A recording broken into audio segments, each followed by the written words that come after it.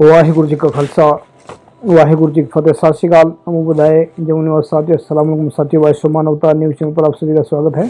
मैं मेघराज सिंह अमेरिका से। साथियों सभी जानते हैं, उठाते हैं गरीबों की आवाज़, मजलूमों की आवाज़, जिनकी कोई आवाज़ नहीं उठाता उसकी वाइस मानवता उठाता है।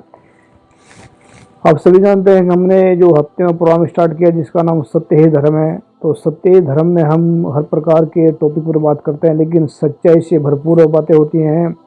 कोई भी 1% भी इसमें झूठ नहीं मिलाते हम। झूठ तो वैसे भी नहीं, हमारी ज़िंदगी से हमने निकाल दिया है, फेंक दिया बाहर निकाल करके, लेकिन फिर भी ये सत्य ही धर्म हमारा प्रोग्राम चलता है, जिसमें हम सच्ची बातें करते हैं और दुनिया के फायदे की बात करते हैं। उसको कोई कैसे देखता है वो उनकी अपनी मर्जी की बात है। लेकिन आज हम बात करेंगे, हमने पिछली बार आप सभी के साथ में वादा किया था कि इस टॉपिक पर हम बात करेंगे। टॉपिक हमारा ये था कि जिनसे सरकार का विनाश होना हो, उसके जो बंदे हैं, उसमें बैठने वाले जो लोग हैं, वो कैसी कैसी हरकतें करते हैं, इस पर हम बात करेंगे। तो आज हम जिस सरकार का विनाश का समय आ गया हो, उस सरकार में बैठे हुए लोग कैसी कैसी हरकतें करते हैं, तो इस टॉपिक पर हम बात करेंगे। तो रही बात जो है गंदी जो सरकार, हमने इसका टाइटल दिया है, जब गंदी सरकारों का विनाश तय वक्त विनाश तय कर देता है, तब उस वक्त अनेकों प्रकार की गलती करवा वक्त मतलब उनसे अनेकों प्रकार की गलती करवाता है। क्योंकि वक्त ऐसे बोलते हैं ना, इंसान अपनी मर्जी से कुछ भी नहीं कर सकता। क्योंकि जब इंसान का गलत तरफ कदम चल पड़ता है, तो फिर वो गलती व गलती करता चला जाता है। उसको पता ही नहीं होता कि उसने कहाँ पर मिशन को छोड़ दिया, कहाँ पर सही गलत बात को छोड़ दिया। तो ये बातें उसको समझ में नहीं आती, लेकिन हमें कुछ 10-11 पॉइंट हैं जो हम बताना चाहते हैं। नंबर 1, जब सरकार में बैठे नेता सभी झूठ बोलते हैं, बेईमानी करते हैं, छल कपट करते हैं, धोखा देते हैं, भ्रष्टाचार करते हैं, दुराचार करते हैं, अत्याचार करते हैं, तो समझ लेना कि उस सरकार का विनाश का समय शुरू हो गया है। नंबर 2, जब सरकार में बैठे सभी लोग गलत लोगों की मदद करते हैं, अच्छे लोगों के ऊपर अत्याचार करते हैं, अच्छे लोगों को धमकियां देते हैं और उनको परेशान करते हैं, तो समझ लेना कि उनका विनाश का समय आ गया है। नंबर 3, जब सरकार में बैठे सभी लोग टीवी चैनलों के ऊपर झूठ बोलते हैं, अखबारों के लिए झूठ बोलते हैं और सच्चे लोगों को परेशान करते हैं, सच्चे पत्रकारों को जेल में डलवा देते हैं और सच्चे लोगों के घरों में जाकर अत्याचार करते हैं, तो समझ लेना कि उनका वक्त जो है उनको विनाश की तरफ लेकर जा रहा है। नंबर 4, जब सरकार में बैठे सभी लोग अपने आप को मालिक समझते हैं। पहली बात तो जो सरकार में बैठे हुए लोग होते हैं वो जनता के नौकर होते हैं। जब वो जनता के मालिक बनकर बैठ जाते हैं, तो उनका फिर जो है विनाश शुरू हो जाता है। क्योंकि जनता ने जब वोट दे करके सरकार को भेजा है, बनाया है किसी को, और वो सरकार फिर अत्याचार करती है, दुराचार करती है, फिर मालिक बनकर बैठती है। तो मालिक तो जो जनता के लोग होते हैं वो होते हैं, लेकिन सरकार मालिक बनकर बैठ जाती है, जनता को अपना नौकर समझते हैं, नौकर समझते हैं, और वो दूसरों की इज्जत नहीं करते, लेकिन अपनी इज्जत की तवक्को रखते हैं दूसरों से कि हमारी इज्जत करें। जब ऐसी स्थिति में सरकार का दिमाग पहुंच जाता है, तो समझ लेना कि उनका विनाश का समय आ गया है। नंबर 5, जब सरकार में बैठे सभी लोग अपने आप को होशियार समझते हैं, चालाक समझते हैं, बुद्धिमान समझते हैं, लेकिन उनको पता ही नहीं होता कि वो जो काम कर रहे हैं वो गलत है। जब ऐसी स्थिति में दिमाग पहुंच जाता है, तो समझ लेना कि उसका विनाश शुरू हो गया है।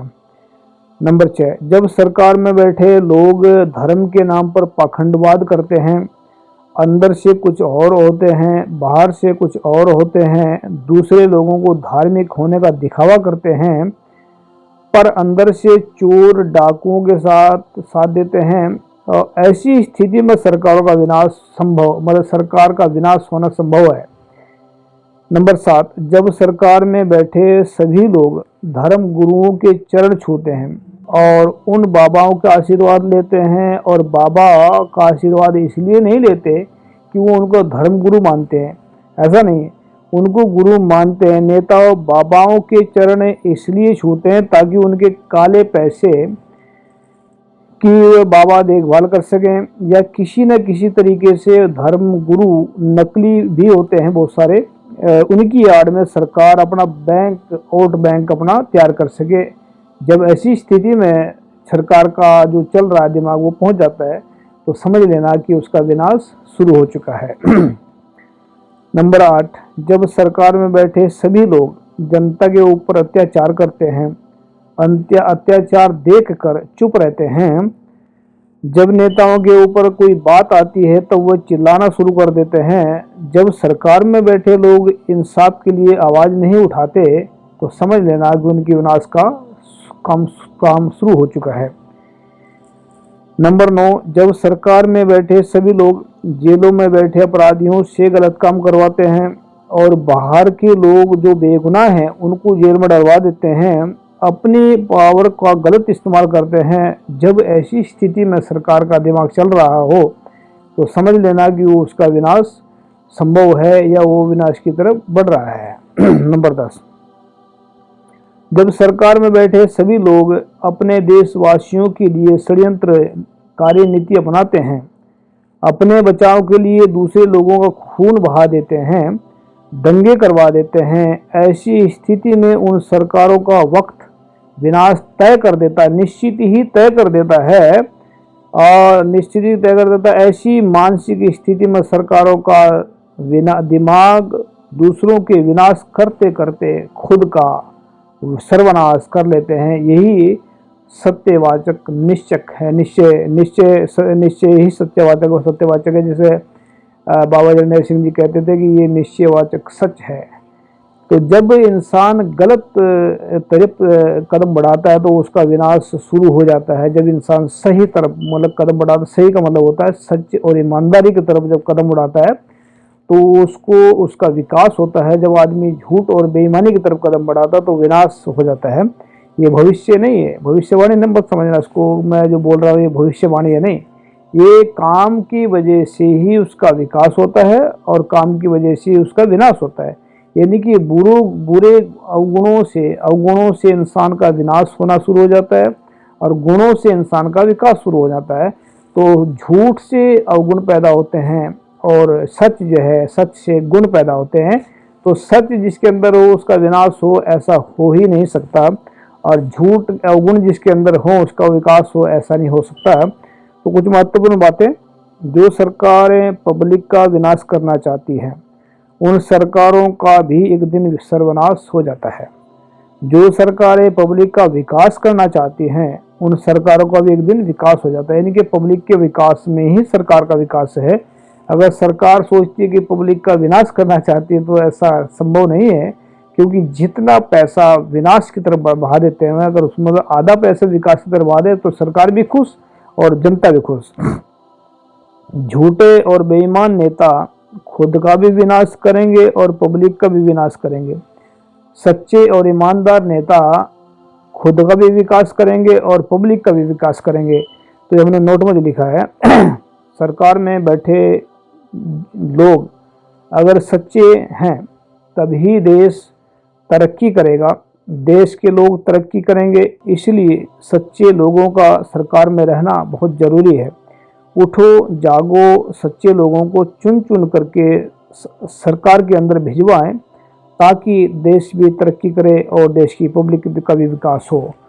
तो ये साथियों, ये हमने जो है आर्टिकल लिखा था, इस पर वैसे खास बात हम बताना चाहते हैं आप सभी को। हमने इसको फेसबुक पर डाले, तकरीबन 2 वीक हो चुके हैं। इस पे सिर्फ 1 लाइक मिला है। हमें इस बात की अब अफसोस नहीं है कि इतना तगड़ा आर्टिकल है जो एक सिस्टम को बदलने वाला है, जो पूरी लाइफ में एक अच्छी बातें बताने वाला, उसको भी लाइक ना मिले, ये अब अफसोस की बात है। लेकिन हमें इतना ही कहना चाहते हैं इसमें कि जैसा इंसान इस सृष्टि के अंदर करेगा, जैसा इस दुनिया के अंदर करेगा उसको वैसा ही मिलेगा। ऐसा नहीं होगा किसी ने आम के पेड़ लगाए हों उसको कांटे मिलेंगे, और ऐसा भी नहीं होगा कि जिसने कांटे के पेड़ लगाए हों उसको आम के पेड़ मिलेंगे, आम का फल मिलेगा। तो ऐसा नहीं होगा। तो ये सृष्टि का नियम है। सृष्टि का नियम ऐसा होता है कि जैसा यहाँ पर बोते हैं उसका कई गुना ज़्यादा उसको काटना पड़ता है। जैसे किसान गेहूँ बोता है गेहूं की उसको प्रकृति जो है, धरती उसको कई गुना ज़्यादा करके देती है। अगर कोई कांटे का बीज लगाए, किंकर का बीज लगाए, पेड़ लगाए, तो किंकर भी उस पर कांटे बोले कांटे ही कांटे होंगे। तो प्रकृति का नियम ऐसा है कि जैसा कोई करेगा वैसा उसको 10 गुना नहीं 1000 गुना करके प्रकृति देगी। बुरा काम करेंगे तो बुरे के भी 10 गुना ही मतलब ज़्यादा उसके मिल जाएंगे, उसको गलत मिलेगा। और अगर अच्छे काम करेंगे तो उसका अच्छा भी 10 गुना यानी 1000 गुना ज़्यादा मिलेगा। तो याद रखें, प्रकृति जो है उसको कभी भी ऐसा नहीं है कि जो कर रहा है भर कोई और रहा है, ऐसा नहीं, भरेगा वो भी, लेकिन देखने में कुछ और लगता है। लोगों को ऐसा लगता है कि जो आजकल की डेट में कि जो गलत काम कर रहे हैं वो बड़े खुश होते हैं और जो अच्छे काम करते हैं उनको लोग बेवकूफ़ कहते हैं, ऐसा बहुत सारे लोग मानते हैं। लेकिन मेरा मानना ऐसा है कि जो लोग बेवकूफ़ खुद होते हैं वही दूसरों को बेवकूफ़ मानते हैं, और जो लोग इंसान जो खुद अच्छे होते हैं वो सबको अच्छा मानते हैं। दूसरी बात ये है कि मतलब किसी के मानने से कोई बेवकूफ़ नहीं होता। कोई अपना अगर किसी को कोई बेवकूफ़ कह रहा है या किसी को कोई गधा कह रहा है, किसी को कोई कुछ भी कह रहा है, उसके कहने से इंसान की क्या होगा। हमें अपने आप का पता होना चाहिए कि हम क्या हैं। अगर हमें इस चीज़ का पता हो जाए कि हम इंसान हैं तो हम क्यों किसी की बात को मानेंगे। अगर हमें अपने बारे में पता ही नहीं है कि हम इंसान हैं कि क्या हैं, तो तब क्या होगा, तो इंसान को नहीं पता लगेगा। तो इसमें दूसरों की बातों पर मत जाएं। दूसरा क्या कहता है उसको कहने का हक है, आपने उसको लेना है, सुनना है, नहीं है लेना, वो आपकी मर्जी के ऊपर डिपेंड करता है। तो किसी के द्वारा दी गई गाली, किसी के द्वारा दिया गया अपमान, वो उसको मत लीजिए। सम्मान भी अपने काम की वजह से सम्मान मिलता है, सम्मान लीजिए। अगर वो बेफजूल में चापलूसी करता है किसी के, वो सम्मान भी किसी लायक नहीं है। तो बात हम कर रहे थे कि जैसा करेंगे वैसा भरेंगे। सरकार का विनाश इस सबने 10 के वो कारण गिनवाए हैं। जिस सरकार के अंदर ये कारण 10 पॉइंट आ चुके हैं तो उसका विनाश निश्चित है, क्योंकि सरकार को जो है जो मतलब जो वक्त जो है उसको उस तरफ धकेल देता है। तब कहते हैं विनाश काले विपरीत बुद्धि। जब इंसान का विनाश होना होता है तो उसकी बुद्धि विपरीत दिशा में काम करती है। तो विपरीत दिशा यही होती है, जो गलत काम करते हैं, झूठ बोलते हैं, बेईमानी करते हैं, तो समझ लेना कि विपरीत दिशा यही होती है। तो इसमें विनाश अवश्य है। और आने वाले वक्त हम बात करेंगे कि इंसान खुद की नज़रों में कैसे इज्जतदार बने। यानी कि नज़रों में तो बहुत कुछ चलता है, इंसान दूसरों को नज़रों में दूसरों की इज्जत, दूसरों से इज्जत पाता है इंसान, लेकिन खुद की इज्जत कैसे करे इंसान और खुद के नज़रों में कैसे इज्जतदार बने, ये हमारा नेक्स्ट टॉपिक होगा। तो तब तक ये इजाज़त। तो याद रखिए, जिसको ये टॉपिक अच्छा लगा इसमें कमेंट करके बताएं कि आप लोगों को कैसा लगा, और उम्मीद करते हैं आप सबको लोगों को अच्छा लगा होगा। तो ये आप लोगों के लिए एक बहुत महत्वपूर्ण हमने टॉपिक चुना था। तो ये इससे जो है सरकार अगर चाहती है विकास तो सच्चाई और ईमानदारी का रास्ता अपनाए, और देश की भलाई में ही, देश के लोगों के विकास में ही सरकार का विकास है। अन्यथा अगर विनाश करना चाहते हैं देश के लोगों का तो कभी भी सरकार का विकास नहीं होगा, नहीं होगा, ये हम गारंटी से कहते हैं। थैंक यू सबका, सत श्री अकाल, अस्सलाम वालेकुम, जय जोहर।